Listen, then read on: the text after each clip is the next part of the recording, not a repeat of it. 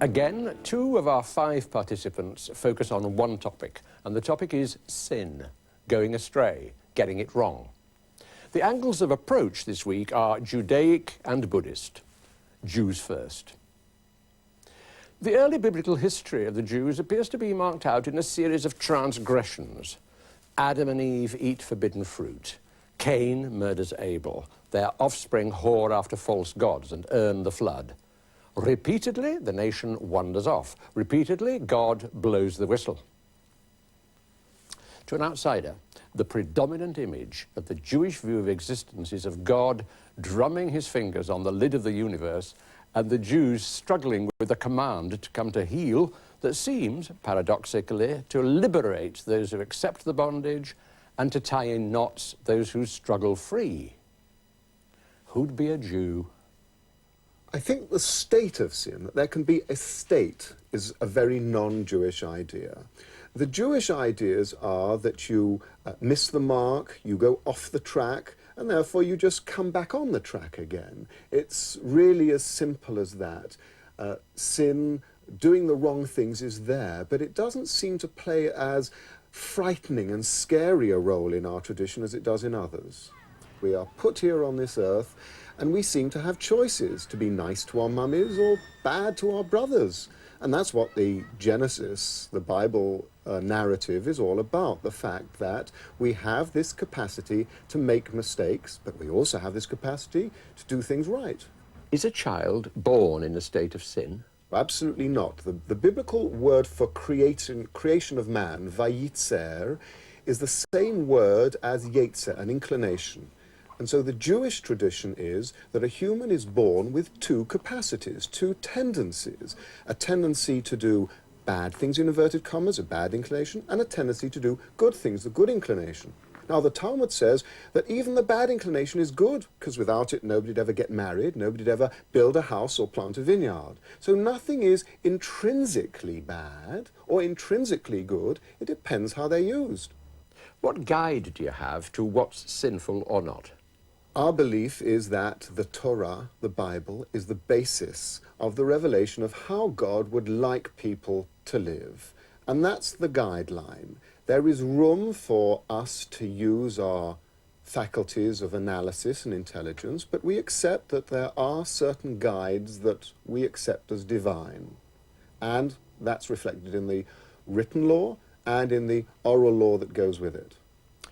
Is there an inbuilt conscience to nudge a person towards good actions?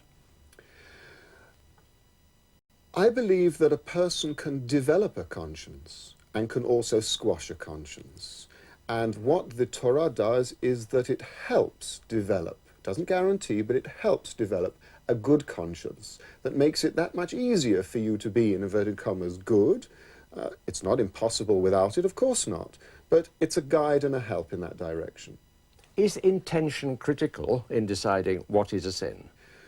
Intention is very important, but just as important are habit patterns, the way you lead your life. Of course, it is better to give charity with the right, caring, positive intention. But it's still better to have the dull habit of giving charity than the dull habit of being a selfish so-and-so. What means of shedding the burden of sin are there? There's a very simple way, and that is changing one's behavior. And the moment one changes one's behavior and one accepts a different way of doing things, that, by and large, is the solution to the problem. Now, what we have in our tradition is every month a mini Day of Atonement that gets us to think and judge ourselves whether we've done well.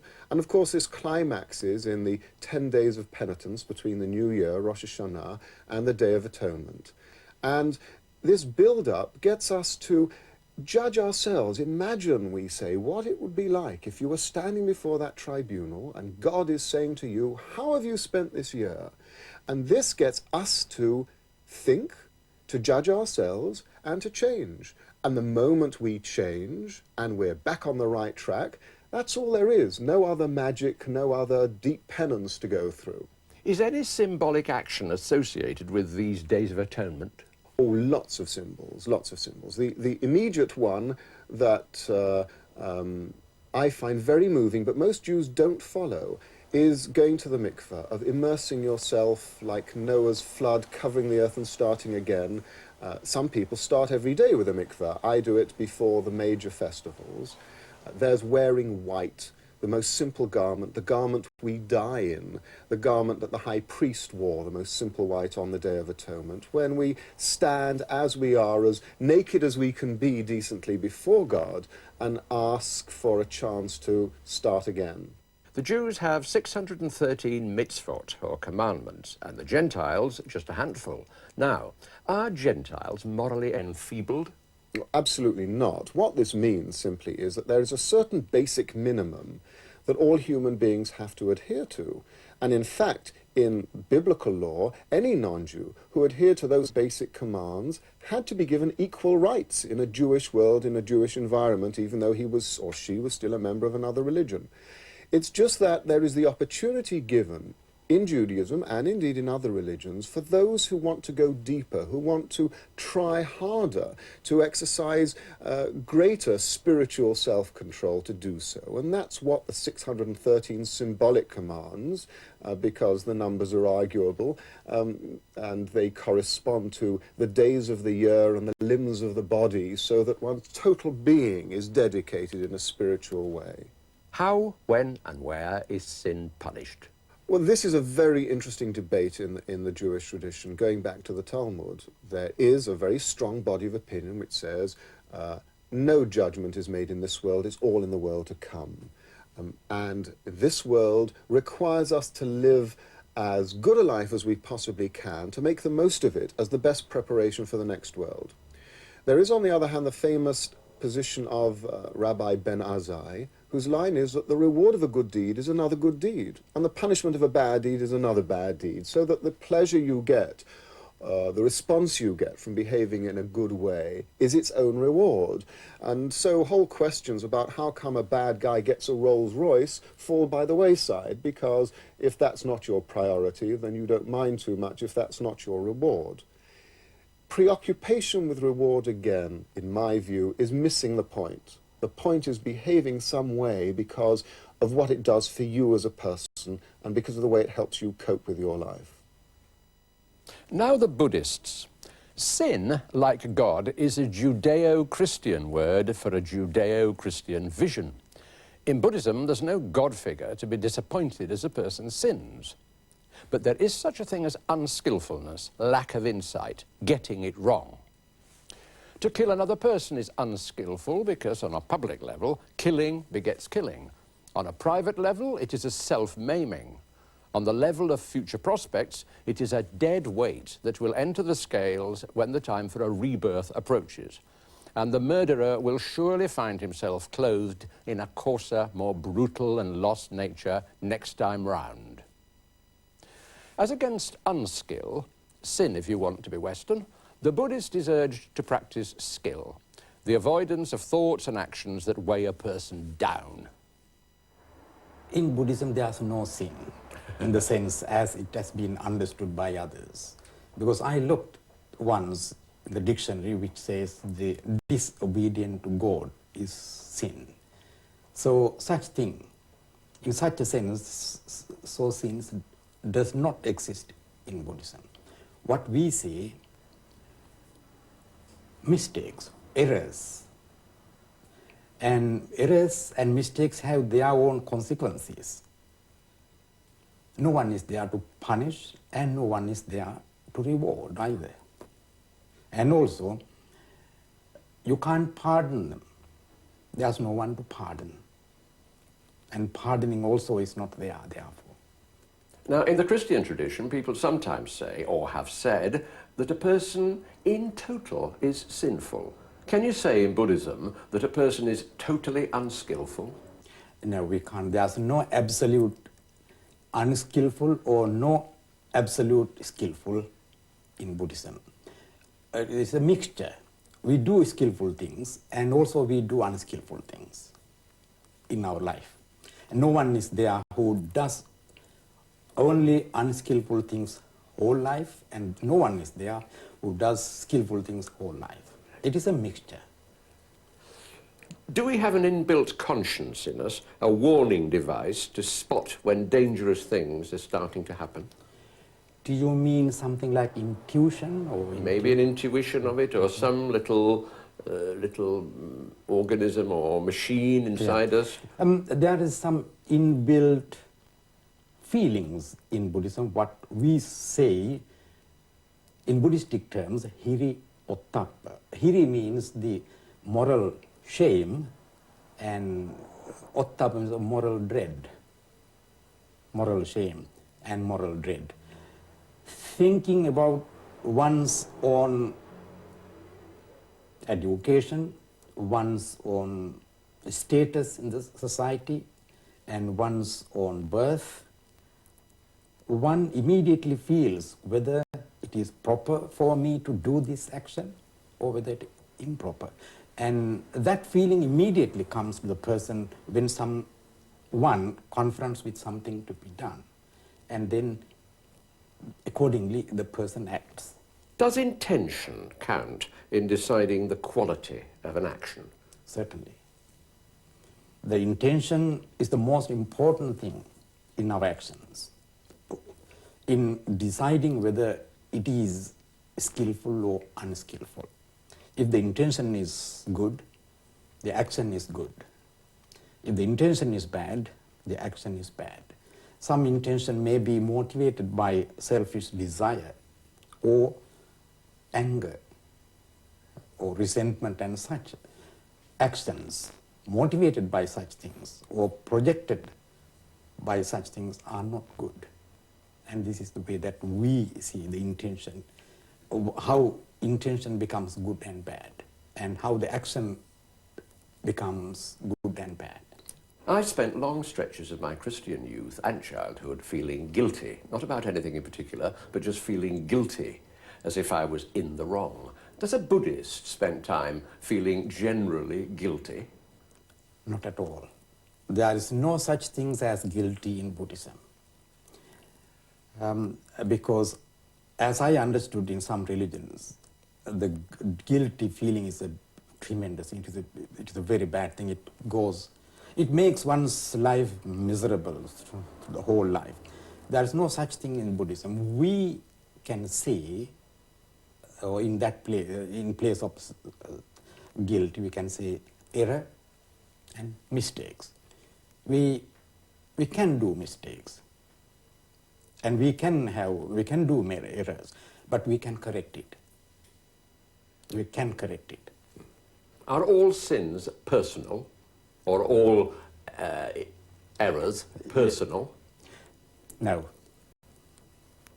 Because no one can do error or mistakes alone. All mistakes are in relation to the society. Say, for instance, if you happen to live alone somewhere in a small island, you don't tell lies, and you don't commit theft. And these things, therefore, are social. And it depends upon this social understanding. In most cases, in deciding the sins or mistakes, errors, they are more or less connected with the society. If I maliciously wound someone, does the unskillful action start as I strike the blow? Not with the strike of the blow. At the moment of your thinking to give that blow, the unskillful thought arises. And every action, whether skillful or unskillful, has its origin in that volition, in that thinking. In that intention? Intention, yeah. Is there such a thing as a totally skillful person? For the practical purpose, we say no. But those perfect beings, as we say, like the Buddha and other enlightened ones, they are totally free from unskillful actions. In our real teaching, we can say they are completely gone beyond skillful and unskillful things. If you renounce as a monk, are you safer from error? Well, it is a very difficult thing to say. In one sense, there is much restraint because that training will make you less doing errors. But not necessarily by becoming monk or renouncing the world can one avoid completely from errors. It can happen. It depends entirely on the understanding of the person and the mental and the physical discipline to the extent that one person has got. By mere renouncing the world, no one would become free from errors. There may be some self-discipline, making it less, but that doesn't mean he's totally free from errors. Now, Jeremy here talks about error, unskillfulness, no state of sin, no guilty feelings, and the laws of karma. Is he a Buddhist? On the way. What small adjustment does he have to make to really join? Well, Buddhists don't believe on God. So all that matter of a tribunal and somebody, your father, guide, whatever it be, has to be dismantled? Well, in a way, yes. Be frank. Yeah. Does the closeness in what you said, quite independently, surprise you?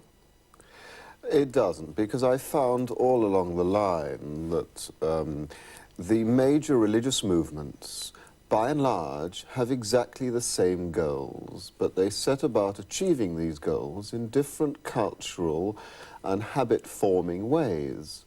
The fundamental differences that I see between us are, of course, this question of God, not because of what God represents as a figure apart, but because it is something that a human being has to transcend himself to relate to. In other words, it doesn't all lie within ourselves. And it's this feeling of everything being within oneself, the monastic tradition, which to my mind are very important differences in the way we live our lives and what our religious traditions try to demand of our followers, even though much, if not all, of what we say, I find myself in sympathy with. There is a chord, a common chord of understanding. Are you slightly repelled by the monastic tradition? No, I'm not repelled by it, but it's very interesting that in Judaism you can't be a judge unless you're married with children. Unless you've been kept awake at night by little kids howling, you have no feeling, so the idea goes, for the suffering of other people. And I do believe that monasticism has the danger of taking people away from the common touch and the common person and the worries and concerns of them. Any comment? Well, monasticism in Buddhist tradition is not giving up all attachment to the society or their responsibilities to the society. Though it is undertaken on individual choice, still they are caring about the society and their well-being. See, in the pictures we had of our two traditions, you had flowers and on the screen, on the screen, and it looked light and pleasant, and I was in a more intense library with heavy tomes and darker. Cliché comment. Cliché comment, and it gives the impression that the Jewish tradition is a somber tradition and a heavy tradition, and it's not. Without joy, and the Bible commands us to celebrate. You can't celebrate a festival without joy. You're not performing without this pleasure and sense of fun, which is terribly important. So there is a connection between sin and joy and joylessness, that That's sin right. is joyless. And the concept of sin leads to joylessness. The concept of, I did it wrong, I made an error, doesn't necessarily lead you to brood and to be heavy and to be concerned. And in returning, that can be an act of great joy and fun again. And I think fun is very important. So few people associate religion with fun. And to me, that is almost the most important element in my day-to-day lifestyle, is the fun element, coupled with a much more serious, meditational, contemplative relationship between me and a force outside. So what I love about Buddhism is this analysis of your inner being. But to me, that's only half the picture. It could be solipsistic. It could be too self-orientated and not enough appreciating the forces outside, which you will say you do in a different way. Joy, when you talk about joy, in Buddhist tradition, joy is the main important thing, all achievements. It is a part of our Buddhist way of life. In every aspect you find, we say the word we use in our Buddhist tradition is piti.